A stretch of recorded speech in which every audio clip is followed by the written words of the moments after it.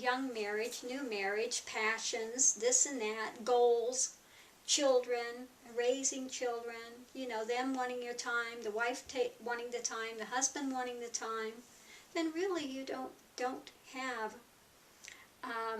the attention that one needs to have.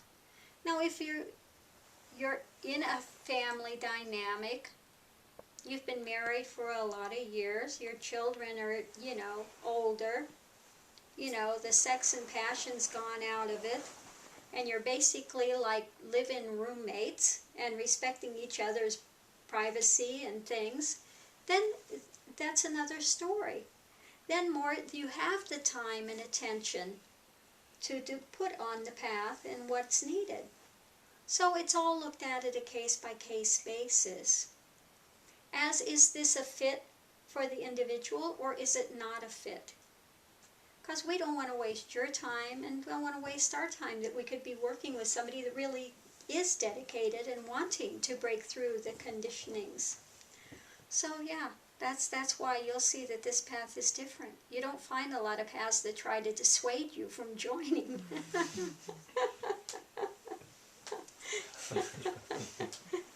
Usually it's, you know, we want to save the world, and we want you there to help us to save the world, and we're going to do it together, and, you know, have the community and do all these social programs, and, you know, build temples and have yagas, and, you know, but that's not the focal point here.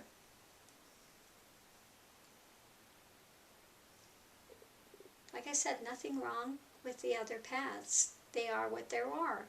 And it's wonderful, they want to give what they can to humanity. But we want to get people off the wheel of karma that can go forward and then have, you know, more sages and enlightened beings there that can work with others and can really help to get them off the wheel of karma. Or if they, after that they want to do social programs, fine, let them go do social programs. That's fine too. Yeah, we want to stress too with Kundalini, once it's awakened, it can just toss, you know, you go through all sorts of shifts in consciousness, and, you know, a lot of phenomena can come up, and if you're not really dedicated to the practices and to the path 100%, then you can really get thrown off balance. It's a very serious thing. It's not like the bhakti, you know, where you're singing and dancing and playing, and this is serious business, and really it can really create some very intense shifts. So that's also why this paperwork, we put this out there so that people know this. Once it awakens, we can't close it down many times, and once it gets going, it's there. Once it's really in action, it's 24/7. And all sorts of things can come up that can throw you off balance. So if your heart isn't really there within it, then that's why we really want to weed people out right away. Then it's best to find another path, and that's no problem. We'd prefer less people that have that dedication. That's really what it's about. So there definitely is a sifting out process that takes place for a good reason. Yeah. So, yeah. And the shifts are not always easy. When the mind starts to still and you start coming more into the moment, then people begin to freak out because they think, I've got Alzheimer's, I can't think anymore, you know, and if I've got to support my family, oh my God, what am I going to do? You know, that death experience starts coming and looming, and ego starts getting cut through. Again, there can be a panic. I've got to support my family, you know, I need to have my full focus, I can't do that. Well, by then, you're already deep into it. So we try to avoid that if possible.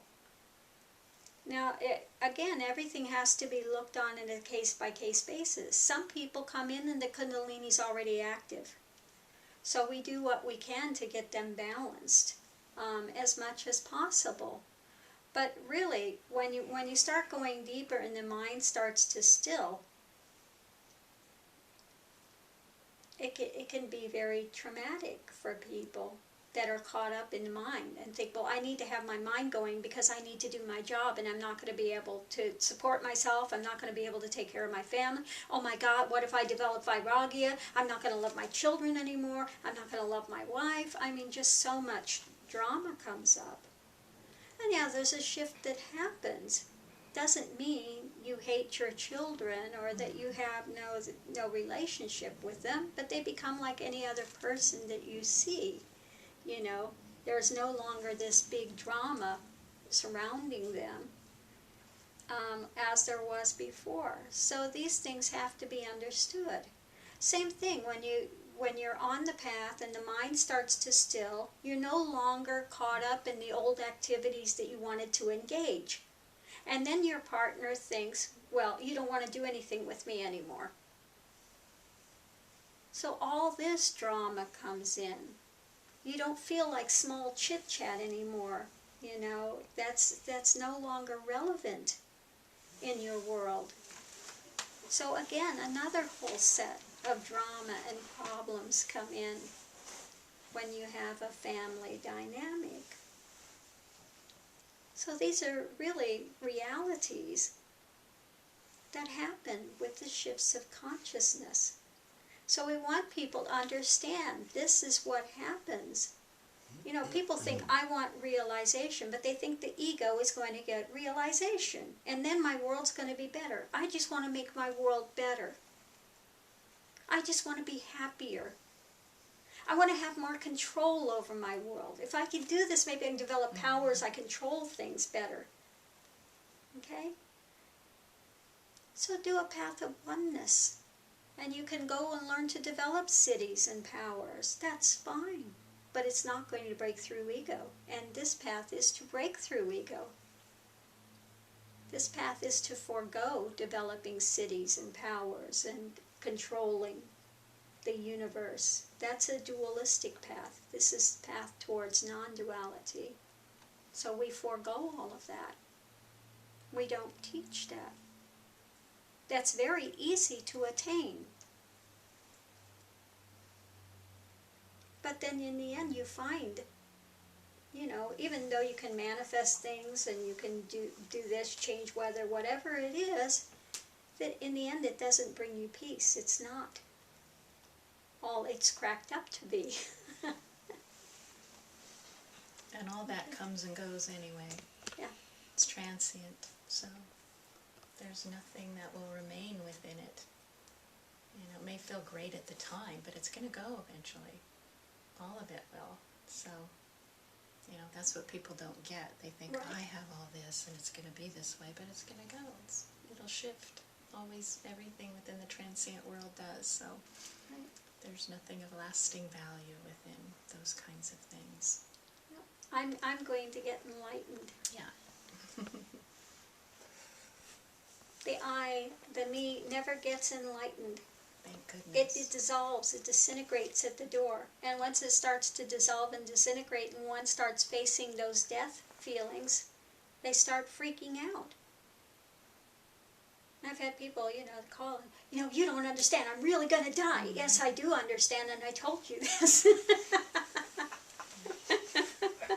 It really does feel like you're going to die. Does it not? We die, yeah?